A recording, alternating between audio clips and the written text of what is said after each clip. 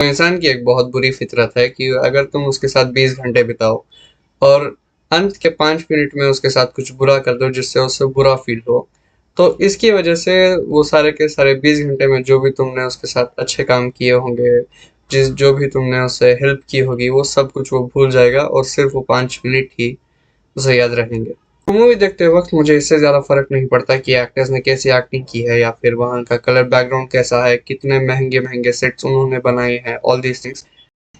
जो चीज़ मुझे सबसे ज़्यादा मैटर की है कि जो भी बेसिक इमोशंस हैं, गुस्सा, सैडनेस, डिसगस्ट, हैप्पीनेस, इनकी पीक इन इमोशंस की पीक अगर मुझे महसूस हो किसी मूवी को देखते वक्त, तो मुझे वो मूवी बहुत ही ज़्यादा पसंद आती है, चाहे को देखने के बाद मुझे नफरत ही क्यों ना हो।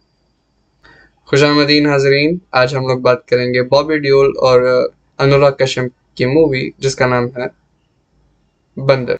तो इस मूवी ने मुझे सबसे तो इस मूवी देखने के बाद जो इमोशंस मुझे सबसे ज़्यादा पीक लेवल में जो महसूस हुए थे, वो पहला तो था डिसगस्ट और दूसरी जो फीलिंग्स मुझे सबसे ज़्यादा महसूस हुई थी वो था डर। क्योंकि इस मूवी में जो चीज़ दिखाई गई है वो तुम्हारे और मेरे जैसे लोंडों के साथ ना हो इसकी कोई गारंटी नहीं है।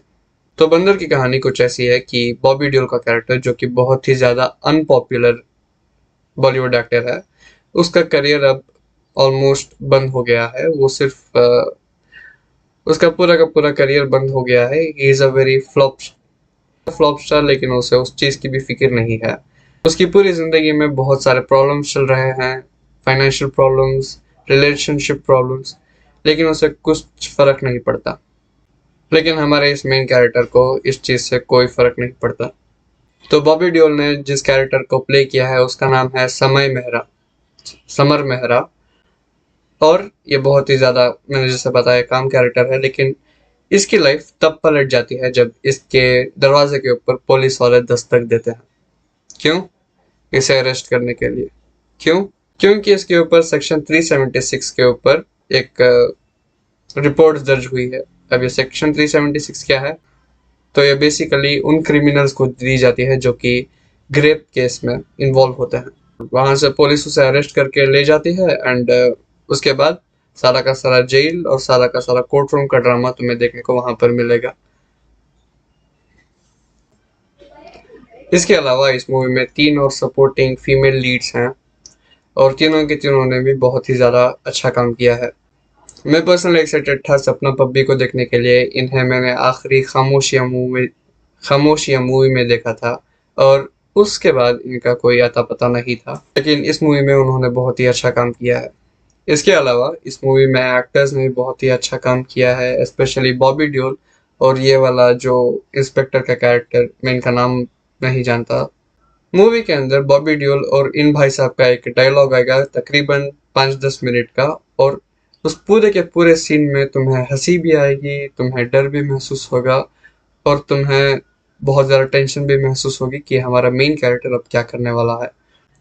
तो बेसिकली बंदर मुझे लगी कि एक कैरेक्टर ड्रिवन स्टोरी है, ये वर्ल्ड ड्रिवन स्टोरी नहीं है। कैरेक्टर ड्रिवन स्टोरी का मतलब इस पूरी की पूरी स्टोरी में तुम समर मेहरा, बॉबी देओल के ही कैरेक्टर को चेंज होता हुआ देखोगे from the beginning to the end. कैसे वो पहले इस क्राइम में फंसा, उसके पूरे के पूरे इमोशंस क्या थे, वो कैसा फील कर रहा था, एंड मूवी के एंड होते होते वो कैसे इस चीज को एक्सेप्ट। जब सबसे पहले ये मूवी शुरू हुई मुझे बॉबी देओल के कैरेक्टर के लिए बहुत ज़्यादा बुरा लगा। बंदा खामा किसी उस केस में फंस गया, अंगूर के केस में फंस गया था।